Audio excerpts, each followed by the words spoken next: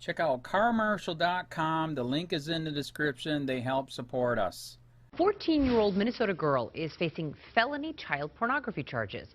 Prosecutors say that she sent a sexually explicit selfie. The teen wants the court to dismiss her case, and the ACLU just joined the fight to try to make that happen. Kirsten Swanson breaks down their argument.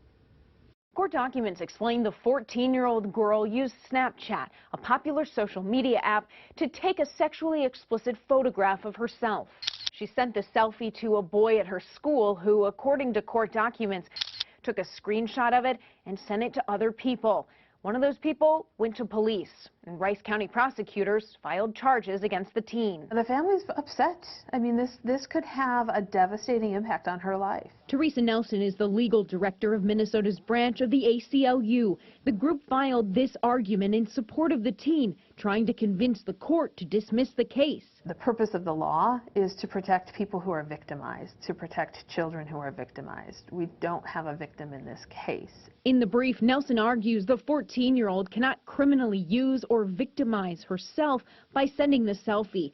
Nelson also said what happened here is sexting, not distribution of child porn, but that Minnesota law doesn't make a distinction between the two. She was not coerced. She was not, creating child pornography of somebody else. The ACLU says if there's no victim, there should be no charges. But Nelson says something should be done. What is an appropriate course of action here? Well, I think that this is a teachable moment for educators, for parents to talk to her about the consequences. The argument submitted by the ACLU also mentions other cases from other states where judges dismissed sexting charges against minors. Now, when I asked the Rice County attorney about all of this, he told me that juvenile court cases are confidential and that he wasn't going to discuss any of these details with us. Something for parents to think about. These conversations you probably need to be having, even if they're tough. Kirsten, thanks so much.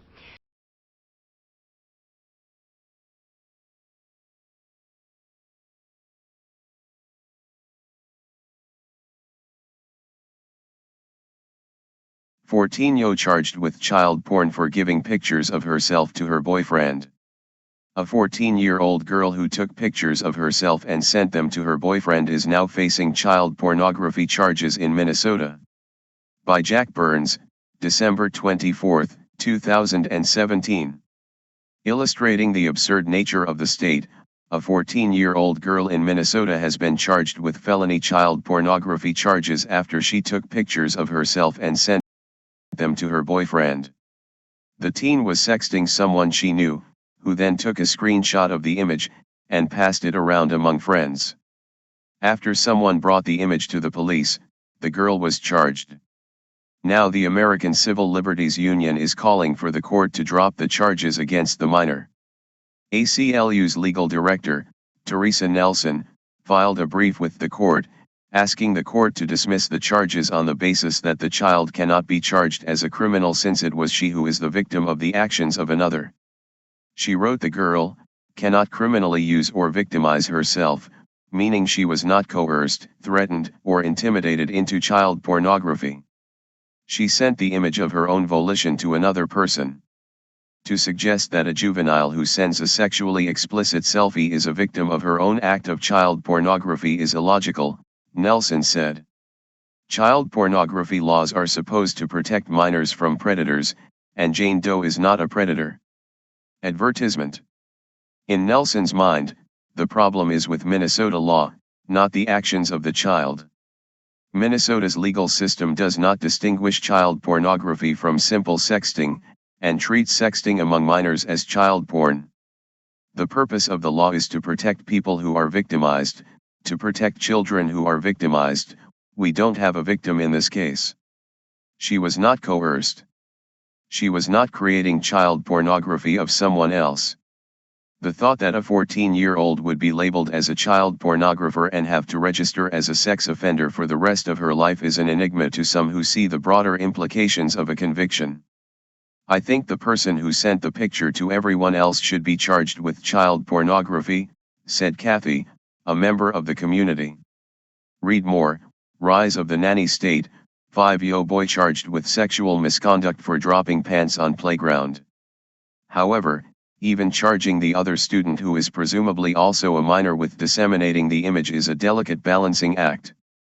Sending one image is also not the same as the production of child pornography meant to capitalize on the sale of illicit material.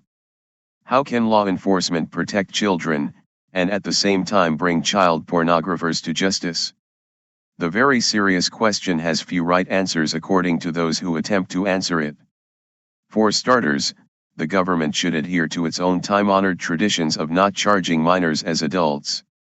Should the 14-year-old be convicted of child pornography, and placed in adult prison, she would be surrounded by hardened criminals who would most likely take advantage of her innocence.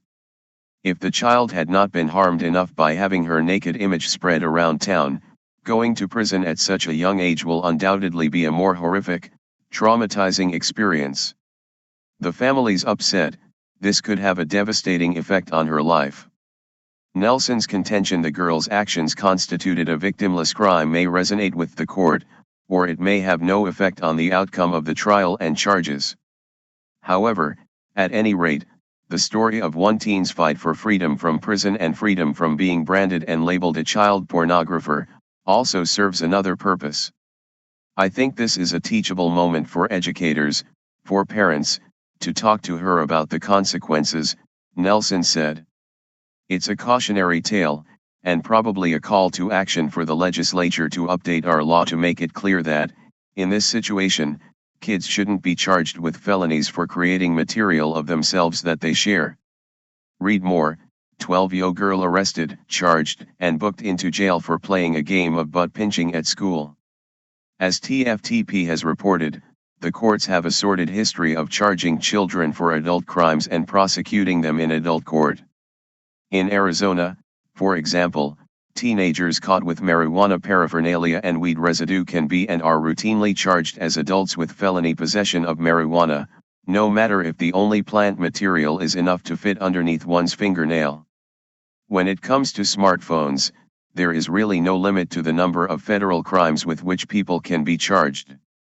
The images can never be deleted, one's search history never goes away, and at any moment, police can search someone's phone often without a warrant to be able to charge anyone, anytime, with nearly any prosecutable offense.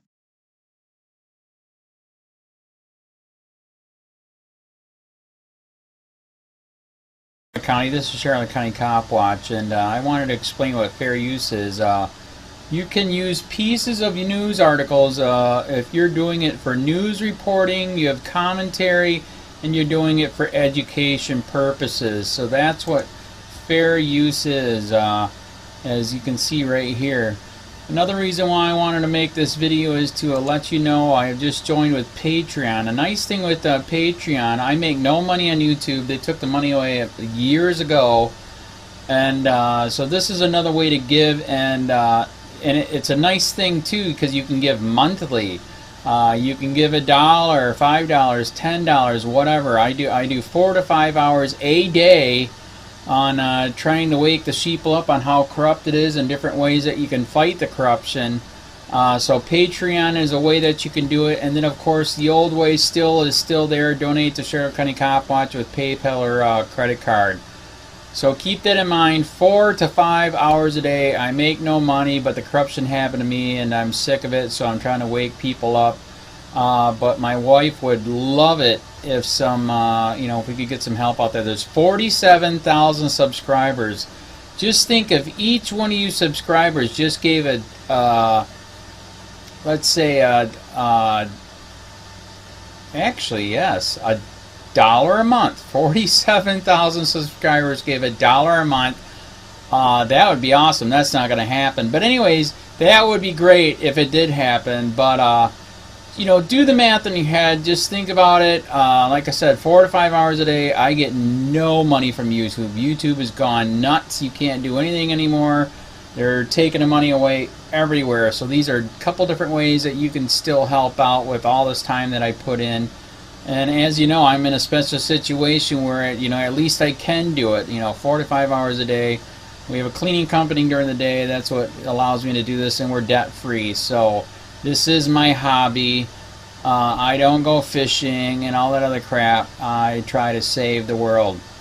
So help me out to make the wife happy, man. In fact, if you guys did give $1 a day, and there was 47,000 of you, and you did it, and each of you gave $1, and that was every month, oh my God, yes, I could quit. I could start suing them. Another idea too that we have is, you know, if I got, you know, some funds, we could actually contact everyone that has been ticketed and or arrested and put in jail and start sending them postcards to let them know we're here, and to see if everything went all right, and if it didn't, find out their story. So we could even do more investigations and more lawsuits. Lawsuits take money.